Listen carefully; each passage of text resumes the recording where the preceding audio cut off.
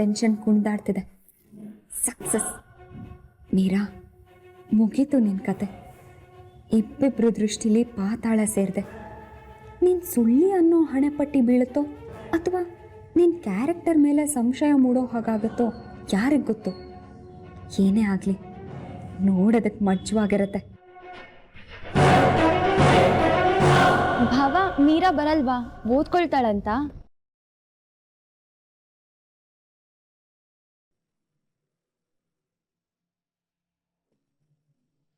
ಮೀರಾ ಇಲ್ಲಿಗೆ ಬಂದಿಲ್ವಂತೆ. ಏನು, ಇಲ್ಗೂ ಬಂದಿಲ್ವಂತ? ಮತ್ತಿನ್ನೆಲ್ಲಿಗೆ ಹೋದ್ಲಂತೆ? ಅವಳು ಮಾನ್ವಿತಾ ಮನೆಗೆ ಹೋಗಿರ್ಬೋದು ಅಂತ ಮಾನ್ಯ ಹೇಳಿದ್ಲು. ನಾವು ಹೋಗಿ ವಿಚಾರಿಸ್ಕೊಂಡ್ ಬರ್ತೀವಿ. ಹಾಗಾದ್ರೆ ಸಿನಿಮಾ ಕ್ಯಾನ್ಸಲ್? ಮೀರಾ ಕಾಣಿಸ್ತಿಲ್ವಲ್ಲ ಅಂತ ನಾವ್ ಟೆನ್ಷನ್ ಅಲ್ಲಿದ್ರೆ ನಿನಗೆ ಸಿನಿಮಾ ಹುಚ್ಚನ? ಸಿನಿಮಾನ ಮತ್ತಿನ್ ಯಾವತ್ತಾದ್ರೂ ನೋಡ್ಬೋದು. ಇಷ್ಟೇ ರಾತ್ರಿ ಆಯ್ತು, ಮೀರಾ ಕಾಣಿಸ್ತಿಲ್ಲ. ಎಲ್ಲಿ ಹೋಗಿದ್ದಾಳೋ, ಸೇಫ್ ಆಗಿದ್ದಾಳೆ ಅಂತ ಮೊದ್ಲು ಗೊತ್ತಾಗ್ಬೇಕು. ಅದಕ್ಕೆ ಡೋಂಟ್ ವರಿ, ಅವಳು ಗಟ್ಟಿ ಮನ್ಸಿನ ಹುಡುಗಿ. ಅವಳು ಯಾವ ಪ್ರಾಬ್ಲಮ್ಗೂ ಸಿಗಾಕೊಳ್ಳಲ್ಲ. ಟೆನ್ಷನ್ ಒಂದೇ, ಮಾನ್ಯ ಮನೆಗೆ ಅಂತ ಬಂದವಳು ಇಲ್ಗೂ ಬರ್ದೆ ಎಲ್ಗೂ ಹೋದ್ಲು ಅಂತ. ಮೋಸ್ಟ್ಲಿ ಮಾನ್ಯ ಹೇಳ್ದಾಗೆ ಮಾನ್ವಿತಾ ಅನ್ನೋ ಹೆಸರಿಂದ ನಾವು ಕನ್ಫ್ಯೂಸ್ ಆಗಿರ್ಬೋದು. ನಾವು ನೋಡ್ಕೊಂಡು ಬರ್ತೀವಿ, ನೀವೆಲ್ಲ ಹೊರಡಿ. ಸುಂದ್ರಾ,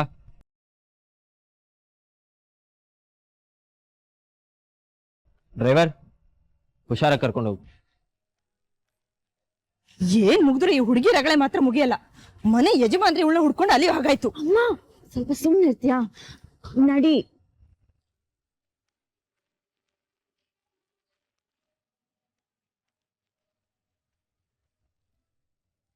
ಅಣ್ಣ, ಮಾನ್ವಿತಾಗೆ ಫೋನ್ ಮಾಡ್ಬೇಡ ಅಂತ ಹೇಳಿದೆ. ಒಂದ್ ವೇಳೆ ಮೀರಾ ಅಲ್ಲೂ ಇಲ್ಲ ಅಂದ್ರೆ ಅವಳ ಬಗ್ಗೆ ಅವರು ತಪ್ಪು ತಿಳ್ಕೊತಾರೆ ಕಣೋ. ಅದು ನನಗಿಷ್ಟ ಇಲ್ಲ. ಅಣ್ಣ, ಕೋಳಿ ಮರಿ ಬಗ್ಗೆ ನಿನಗೆ ಹೇಳ್ಬೇಕಾ? ಇವಳು ಒಂದ್ ಕಡೆ ಹೇಳಿ ಇನ್ನೊಂದ್ ಕಡೆ ಕೆಲಸ ಮಾಡ್ತಾಳೆ. ಮೋಸ್ಟ್ಲಿ ಮಾನ್ಯ ಮನೆಗೆ ಹೊರಟಿರ್ತಾಳೆ, ಯಾರೋ ಕಷ್ಟ ಅಂತಿರ್ತಾರೆ, ಸಹಾಯ ಮಾಡ್ತಾ ನಿಂತಿರ್ತಾಳೆ.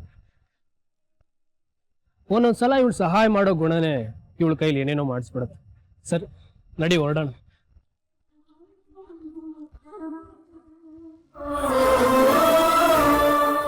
ವಿಘ್ನೇಶ್ವರ, ನನ್ನ ಎಕ್ಸಾಮ್ ಮಧ್ಯೆ ಇದ್ದಿದ್ ವಿಘ್ನನ ಎಷ್ಟು ಸಲೀಸಾಗಿ ದೂರ ಮಾಡ್ಬಿಟ್ಟೆ ನೀನು.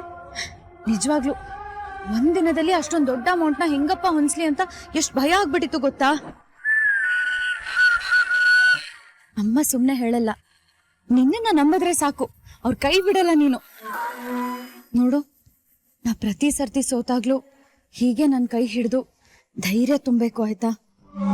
ನೀ ನನ್ನ ಜೊತೆ ಇರೋವರೆಗೂ ನನ್ಗೆ ಎಷ್ಟೇ ಕಷ್ಟ ಬರ್ಲಿ ಅದನ್ನ ಸಲೀಸಾಗಿ ಫೇಸ್ ಮಾಡ್ತೀನಿ.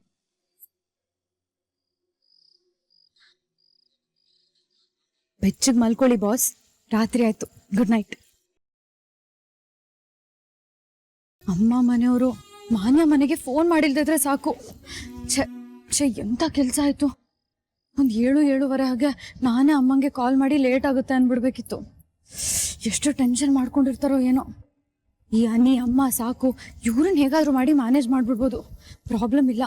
ಆದ್ರೆ ಈ ಕಿತಾಪತಿ ಪ್ರಣಮ್ ಇದಾನಲ್ಲ, ಅವನೇನಾದ್ರೂ ಮಾನ್ಯ ಮನೆಗೆ ಫೋನ್ ಮಾಡಿದ್ರೆ ಕೆಲಸ ಕೆಡ್ತು ಅಂತಾನೆ ಅರ್ಥ.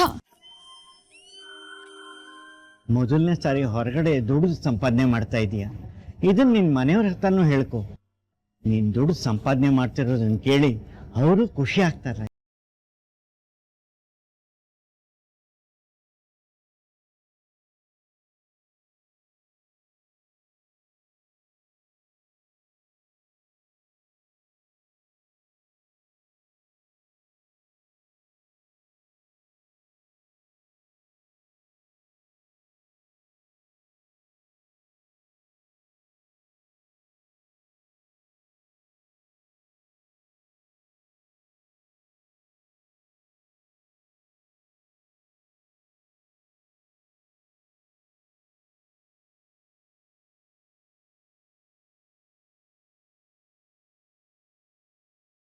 ಮೊಬೈಲ್ ಬೇರೆ ಸ್ವಿಚ್ ಆಫ್ ಬರ್ತಾ ಇದೆ. ಮಾನ್ಯ ಮನೆಗೆ ಬೇರೆ ಹೋಗಿಲ್ಲ ಇವಳು. ಎಲ್ಲಿಗಪ್ಪ ಹೋದ್ಲು? ಅದಕ್ಕೆ ಶಾಂಭವಿ ಅವರೇ ಈಗಿನ ಕಾಲದಲ್ಲಿ ಹೆಣ್ಮಕ್ಳನ್ನ ನಂಬೋದಿಕ್ಕಾಗಲ್ಲ ಅಂತ ಹೇಳಿದ್ದು.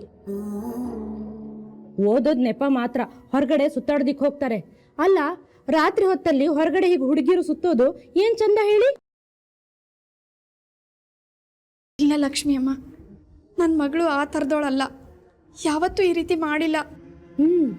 ಪ್ರತಿಯೊಂದಕ್ಕೂ ಆರಂಭ ಅನ್ನೋದಿರತ್ತೆ. ಯಾರು ಗೊತ್ತು, ಮೀರಾ ಇತ್ತೀಚೆಗೆ ಶುರು ಮಾಡ್ಕೊಂಡಿರ್ಬೇಕು.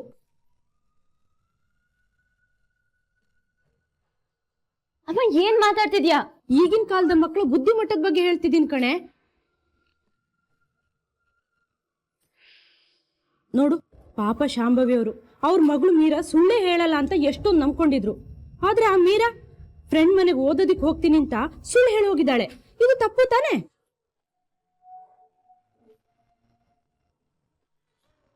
ಅಮ್ಮ, ಅವಳು ಮಾನ್ವಿತಾ ಮನೆಗೆ ಹೋದ್ಲು, ಮಾನ್ಯ ಮನೆಗೆ ಹೋದ್ಲು, ನನಗೂ ಕನ್ಫ್ಯೂಷನ್ ಇದೆ. ಬಹುಶಃ ಅವಳು ಮಾನ್ವಿತಾ ಮನೆಗೆ ಹೋಗಿರ್ಬೇಕು. ಹೋಗಿರ್ಲಿ ಕಣೆ, ಆದ್ರೆ ಮೊಬೈಲ್ ಯಾಕೆ ಸ್ವಿಚ್ ಆಫ್ ಮಾಡ್ಕೊಳ್ಬೇಕು? ಯಾಕೆ ಅಂದ್ರೆ ಏನ್ ಹೇಳಕ್ಕಾಗತ್ತೆ, ಬ್ಯಾಟ್ರಿ ಮುಗ್ದಿರ್ಬೇಕು. ಈಗಿನ ಕಾಲದಲ್ಲಿ ಎಲ್ಲರ ಮನೇಲೂ 4 ಫೋನು, 4 ಚಾರ್ಜರ್ ಇರುತ್ತೆ. ಮುಗ್ದ್ರೆ ಚಾರ್ಜ್ ಮಾಡ್ಕೊಳಕ್ಕಾಗಲ್ವಾ?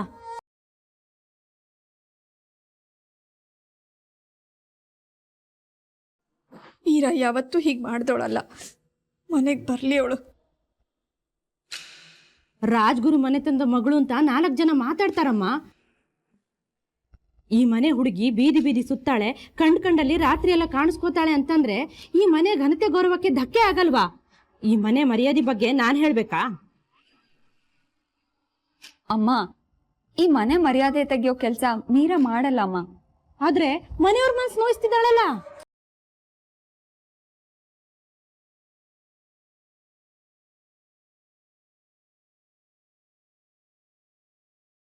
ಶಾಂಭವಿ ಅಮ್ಮ, ನೀವ್ ನಂಬ್ಕೊಳ್ಬೇಡಿ.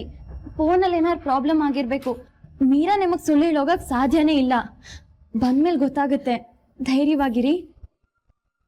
ಹೌದಮ್ಮ, ನೀರಿನ ಮೇಲೆ ನನಗೂ ನಂಬಿಕೆ ಇದೆ. ಅವಳು ಓದೋದಕ್ಕೆ ಹೋಗಿದ್ದಾಳೆ. ಮದ್ವೆ ಅದು ಇದು ಗಡಿಬಿಡಿ ಅಂತ ಇತ್ತೀಚೆಗೆ ಅವಳು ಪುಸ್ತಕನೇ ಮುಟ್ಟಿಲ್ಲ. ಈಗ ಎಕ್ಸಾಮ್ಸ್ ಹತ್ರ ಬರ್ತಿದೆ ಅಲ್ವಾ, ಖಂಡಿತ ಅವಳು ಸೀರಿಯಸ್ ಆಗಿ ಓದ್ಕೋತಿರ್ತಾಳೆ. ನಾನು ಅವಳಿಗೆ ಎಕ್ಸಾಮ್ ಫೀಸ್ ಕೊಡೋವಾಗ ಹೇಳಿದ್ದೀನಿ, ಅಮ್ಮ ನಿನ್ನನ್ನು ತುಂಬ ಕಷ್ಟಪಟ್ಟು ಓದಿಸ್ತಾ ಇದ್ದಾರೆ, ಯಾವುದೇ ಕಾರಣಕ್ಕೂ ಅವ್ರ ತಲೆ ತಗ್ಸೋವಂಥ ಕೆಲಸ ಮಾಡಬೇಡ ಅಂತ. ಅವಳು ಖಂಡಿತ ಹಾಗಾಗಲ್ಲ ಅಕ್ಕ ಅಂತ ಮಾತು ಕೊಟ್ಟಿದ್ದಾಳಮ್ಮ. ಮೀರಾ ಅಂತವಳಲ್ಲ.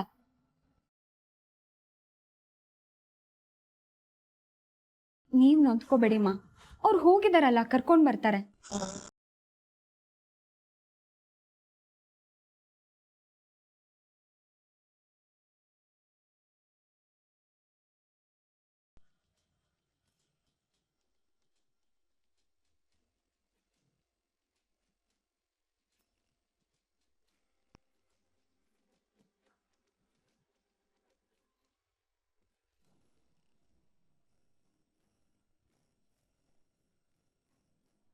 ಅರೆ ಸಾಕು ಅನಿ, ಆಫೀಸಿಂದ ಈಗ ಹೊರಟ್ರ ಮನೆಗೆ?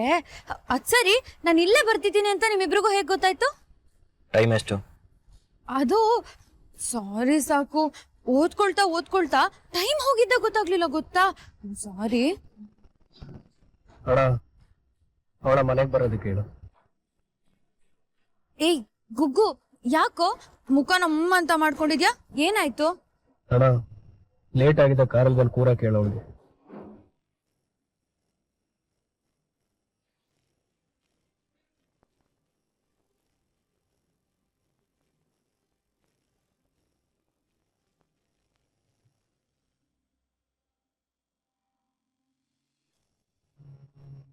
ಸಾಕೇತ್ ಜೊತೆಗೆ ನೀನ್ ಎಲ್ಲಿ ಸಿನಿಮಾಗೆ ಹೋಗ್ಬಿಡ್ತೀನೋ ಅಂತ ನನಗೆ ಆತಂಕ ಆಗಿತ್ತು ಅಹಲ್ಯ.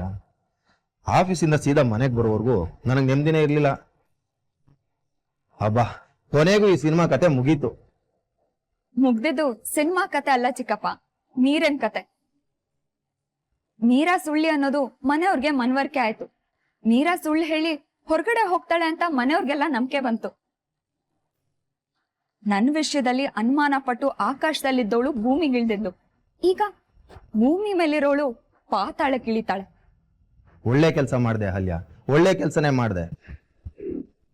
ನೆನ್ನೆ ಮೊನ್ನೆ ಕಂಡ್ಬಿಟ್ಟಿರೋ ಕೂಸು ನಮ್ ದಾರಿಗೆ ಅಡ್ಡ ಬರಕ್ ನೋಡುತ್ತೆ. ಅವಳಿಗೆ ನಾವೇನು ಅಂತ ಅರ್ಥ ಮಾಡಿಸ್ದೆ.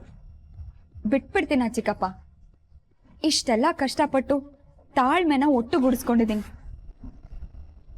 ಈ ಮನೆಗೆ ಸಂಬಂಧ ಪಡೆದೇ ಇರೋಳು ನನ್ ದಾರಿಗೆ ಅಡ್ಡ ಬರ್ತಾಳೆ ಅಂದ್ರೆ ಈ ಮನೆ ಸೊಸೆ ಆಗಿರೋ ನಾನು ಅದ್ ಹೇಗ್ ಸಹಿಸ್ಕೊಳ್ಳಿ? ನನ್ ಗುರಿಗೆ ಅಡ್ಡ ಬಂದವರು ನನ್ ಏಟನ್ನ ತಡ್ಕೊಳ್ಳಾರ್ದೆ ಅವರ ಸೈಡಿಗೆ ಹೋಗ್ಬೇಕು. ಹಾಗ್ ಮಾಡ್ತೀನಿ.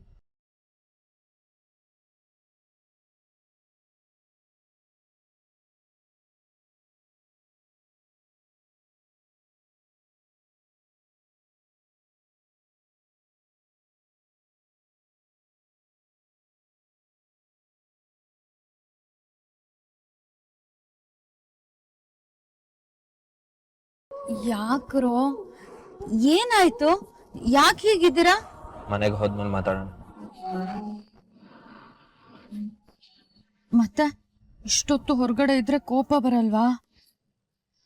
ಓಹೋ, ಮೋಸ್ಟ್ಲಿ ಅಮ್ಮ ನನಗೆ ಕಾಲ್ ಮಾಡಿದ್ದಾರೆ ಅನ್ಸುತ್ತೆ. ಫೋನ್ ಆಫ್ ಆಗಿರೋದ್ರಿಂದ ಗಾಬರಿ ಬಿದ್ದು ಇವರಿಬ್ರಿಗೇನಾದ್ರೂ ಹೇಳ್ಬಿಟ್ರಾ ಹೇಗೆ?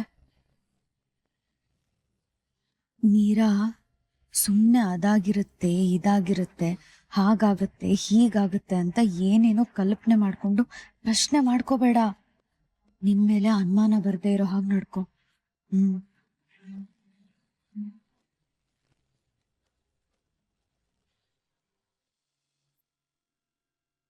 ಅಮ್ಮ, ಸಕ್ಕಿತ ನಣಕಿತನ ಬಂದ್ರು.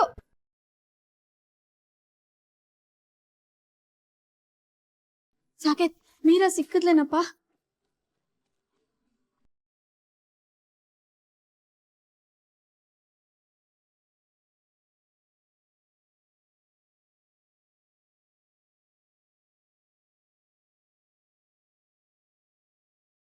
ಎಲ್ರು ಯಾಕೆ ನನ್ನ ಹೀಗ್ ನೋಡ್ತಿದಾರೆ?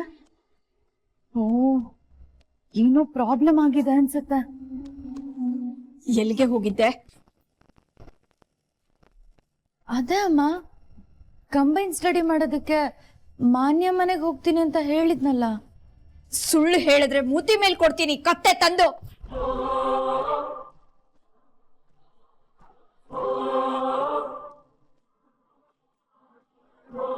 ಬಿದ್ಲು ಹಳ್ಳಕ್ಕೆ.